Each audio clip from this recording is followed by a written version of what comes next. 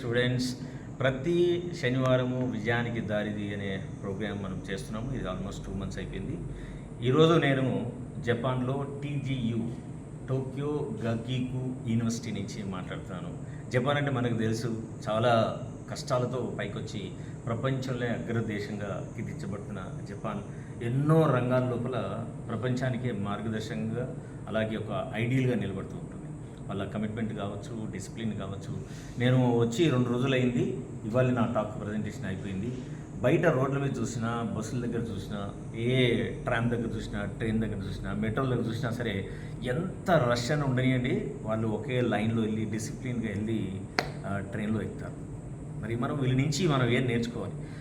నేర్చుకునే విషయాల గురించి మీతో మాట్లాడడానికి today I'm talking this and sending message to all our students who are preparing seriously to the competitive examinations.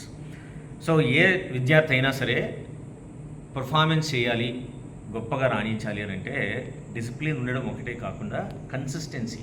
అంటే Japanese students, జపనీస్లో ఉన్న సక్సెస్ఫుల్ వ్యాపారవేత్తలు, జపనీస్లో ఉన్న చాలామంది నమ్మేది ఏంటంటే ఒక పనిని నిరంతరం చిన్నగా ఇంప్రూవ్ చేసుకుంటూ వెళ్ళి ఆ రంగంలో చాలా ఎక్సెల్ అయిపోయి వాళ్ళు ఈ రోజున ప్రపంచానికే మార్గదర్శకంగా ఉన్నారు. మనకు తెలుసు కదా, 1945 రోజున ఆగస్టులో దీని మీద అటామిక్ బాంబు దాడి జరిగింది.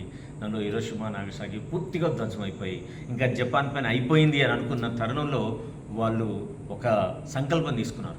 ఎలాగైనా సరే ఈ విధ్వంసం నుంచి మనం ఒక కొత్త జపాన్ను క్రియేట్ చేయాలి, సృష్టించాలని.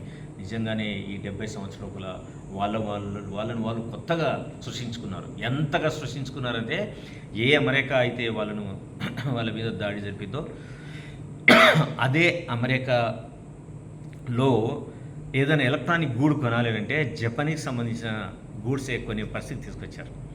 అమెరికా వస్తువులు, జపనీస్ వస్తువులు ఎలక్ట్రానిక్ రంగంలో చూస్తే అమెరికనైనా సరే జపాన్ వస్తువులు కొంటారు. అది మీ అందరికీ తెలుసు కూడా.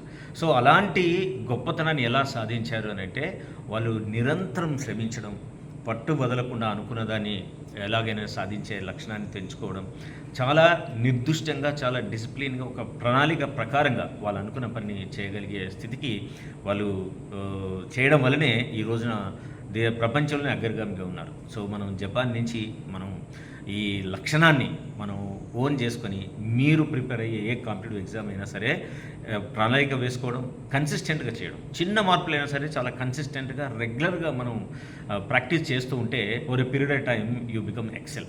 మనకు చిన్న విషయం తెలుసు కదా, 1 power 10 అయితే 1 అవుతుంది, 1 power 100 అయినా 1 ఉంటుంది. కానీ 1.01 పవర్ స్క్వేర్ అనుకోండి, దాని వాల్యూ 1 కంటే ఎక్కువ అవుతుంది. 1.01 100 వేసుకొని అనుకోండి, దాని వాల్యూ ఎక్కువ అవుతుంది.